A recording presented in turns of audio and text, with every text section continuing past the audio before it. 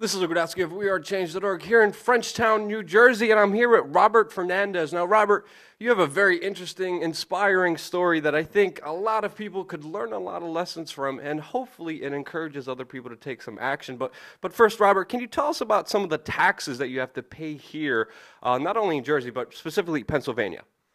I mean, we have all kinds of taxes. You know, there's the state taxes and earned income taxes and things like that. But of course, there's a property tax, which I think is one of the worst taxes that there is, because it basically takes your house that you've worked your entire life for and uses it basically, as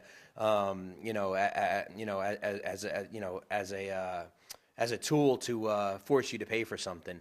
They threaten you that if you don't pay this tax, this property tax, that they're going to take your home away from you, kick you and your family out of the house, and just leave you homeless. Even though you may have paid for the house in full. So the property tax is horrible.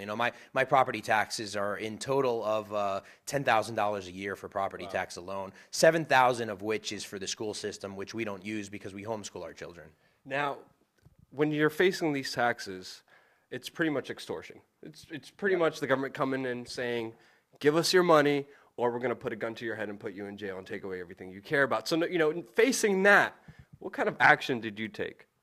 I'm obviously against the property tax, excuse me, as I am against all taxes. So what I decided to do was pay my property taxes in $1 bills. How much was your property tax in total? Like I said, my total property tax is $10,000. Wow. The school portion was $7,143, I think it was. Every year you have to pay this? Wow. Every year, yes. Basically, I went down to the town hall and I had a statement that I was ready to say to them, and I paid the property taxes in $1 bills. How big was the stack? It was a pretty big stack. I mean, I had to have a duffel bag full, just a pretty good sized duffel bag too. I've never seen that much, $1 bills stacked up, and it's pretty impressive looking. And I went there, and the woman who's the tax collector there, she really kind of was dumbfounded. She really didn't know what to do with me.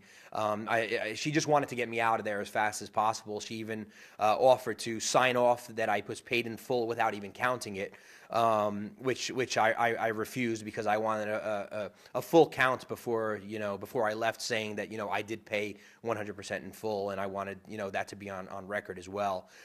They couldn't count it there because they didn't have the capability. As we know, government. Municipalities and government organizations aren't very efficient, so they can't even count the money that they're demanding from you. So she asked, to go to the bank, and we went to the bank and counted the money, and obviously it was all there. So it made a pretty big splash on the internet. It went viral. It was all over the country as well as the world. Now, you shot video of this. Where can people see the video? They can go to YouTube. I believe it's on my Lemonade Freedom channel in YouTube. If you do a YouTube search for man pays property tax in $1 bills, it'll probably be the first hit that comes out there. What was their reaction at first? Because you must have just walked in there with a big ass duffel bag, right? Yes. And you're paying your taxes.